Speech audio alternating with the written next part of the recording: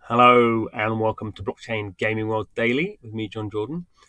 In this video, I'm going to be having a look at the light paper for AAVEGOTCHI. AAVEGOTCHI should be, shouldn't it? So this is pretty interesting. I think it's I'm not sure I fully understand it, to be totally honest, but it's worth going through. And because I think this is what a lot of people have been looking at for a while, which is kind of a combination of what's going on in the DeFi space at the moment on Ethereum, which is kind of crazy valuations and crazy accelerated development of all these dApps that can interlink together and create value and do lots of interesting things around governance and kind of token distribution and kind of building community and all this sort of stuff, and also creating value. And obviously we think in the game space that games are pretty good at that as well. So we're seeing, I guess, the first measures of these two things coming together. So Aave, which apparently is how you say it right. So Aave is the team behind the AAVEGOTCHI. Obviously Tamagotchi is what it's based on. And Aave is a DeFi dApp. It is in some ways a kind of typical borrow and kind of save and loans, borrowing and loans kind of dApp. So you can put token value into the Aave dApp. And then gain an interest rate. You can borrow it and pay an interest rate. They do a lot of other kind of interesting things. So Aave was one of the first to do these flash loans where you can borrow large amounts of liquidity, just tokens, to do something with as long as you pay them back in one go. So they're a pretty interesting team. They come up with this. So DeFi staked crypto collectibles. If we don't need any more mashups, we've got a complicated one here. So this is all a bit of introduction stuff about NFTs. So AAVEGOTCHIs are crypto collectibles living on the Ethereum blockchain. So this is interesting, I think, particularly this bit, the living bit. So this is what's interesting about, Tamagotchis were interesting, not because the gameplay was very deep, but because you had these little things, these little digital things that you had to keep alive by feeding them and making sure they slept enough and basically, had a certain kind of meta game to it, and at some point they died because it was kind of, you knew they were going to die, but it was kind of how long could you keep them alive? It's pretty interesting.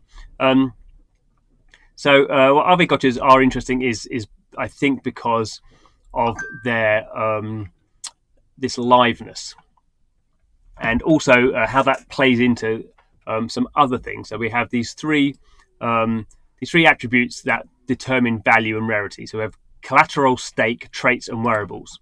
So first, pretty interesting thing is collateral just means you're locking value into these things. So each AAVEGOTCHI ERC 721 token manages an escrow contract address that holds an Aave-backed ERC 20 collateral. So an A token is just an Aave token. So you can have basically a bit like Compound has C tokens. So you can have like an A ETH token. And this generates yield. This generates kind of revenue via the lending pool in Aave. So basically, if you have say an A ETH token, then that's generating. That's probably So an A ETH token would generate kind of a small amount of interest based on people borrowing ETH. So maybe something like an A DAI token would be better because that's going to generate more interest. Okay, so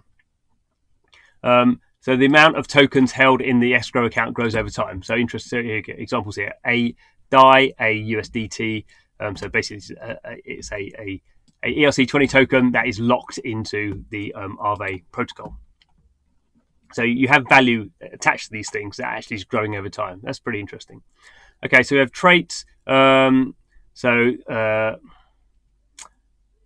This is interesting. That affects their rarity. We'll go into that in a bit more detail, but they might affect their performance in mini games and the wearables they can equip.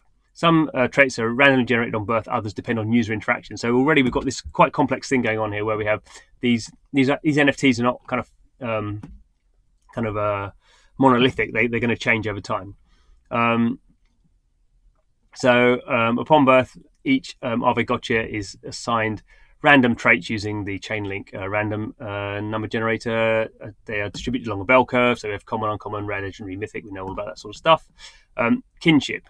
This is also interesting. So kinship is not randomly assigned, but rather starts at a fixed value upon birth and increases or decreases depending on how long the things like the AAVEGOTCHI has been on the same owner and how often the owner interacts with it. So this is interesting. So the longer you keep these things, it's going to change this kinship value and how often you interact with it.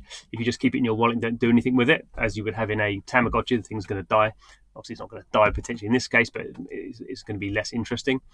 They level up as they gain more experience by voting in the AAVEGOTCHI DAO. So a DAO, the decentralized autonomous organization, so just a way of organizing people online using computers and token value.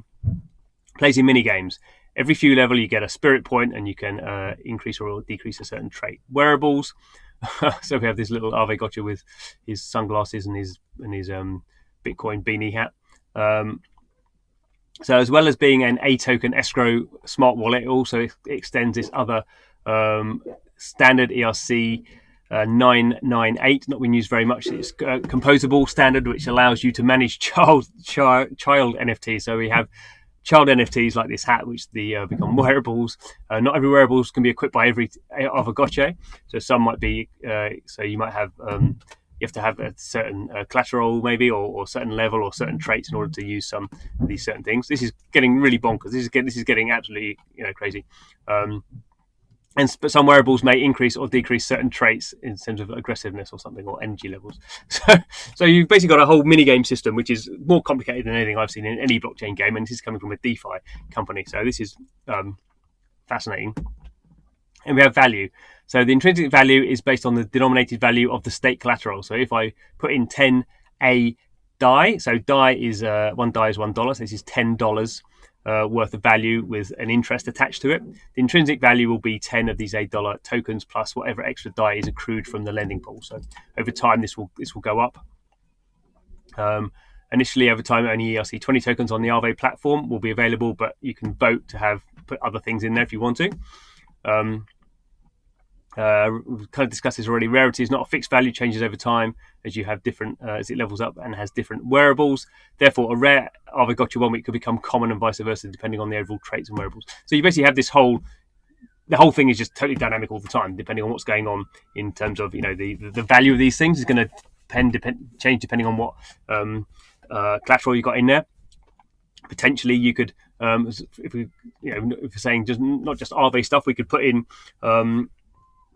kind of a Uniswap liquidity pool tokens or things, probably much more crazier things than that.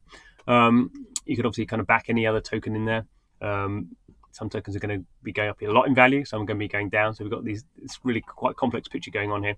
And also a rare Tamagotchi. We don't know about this changing of rarity value enables rarity farming. so we've got yield farming, now we've got rarity farming, where we're doing things with our AAVEGOTCHIs to make them more rare, which is kind of actually what you want. We've kind of had this promised with NFTs, but we've not really had active ability to change the rarity other than just people getting more into a game. Going to get even more complicated. This is scratching the surface here. So we have the AAVEGOTCHI universe. I was checking this isn't the 1st of July.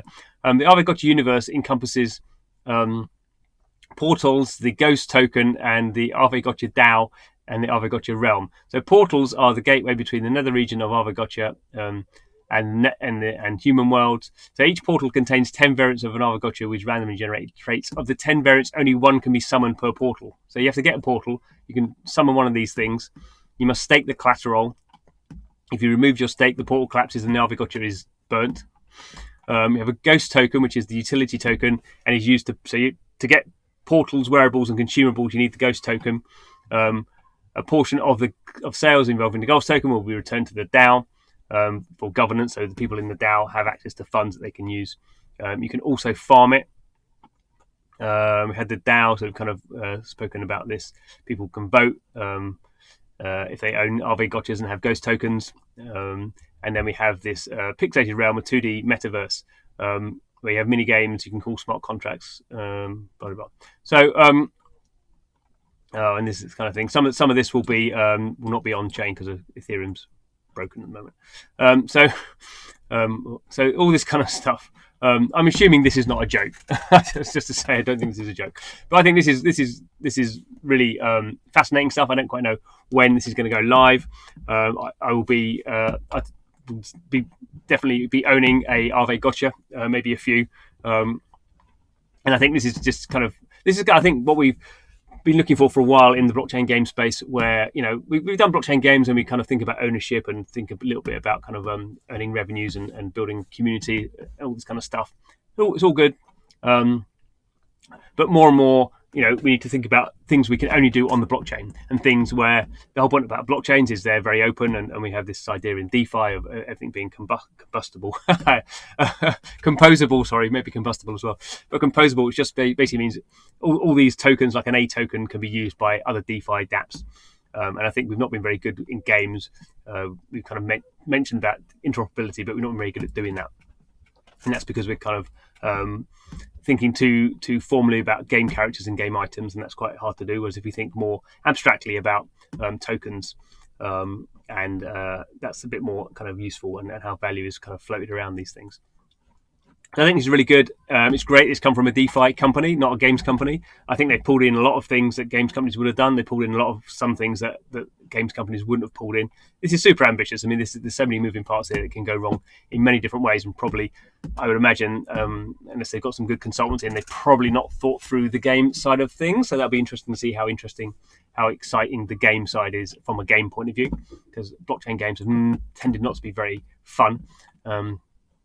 And I think this is an experiment is less about the kind of gaming side of it and more about the kind of the other stuff that's going on there. So pretty fascinating. I would say keep your eye on this. I'm sure I'll be doing some more videos about it.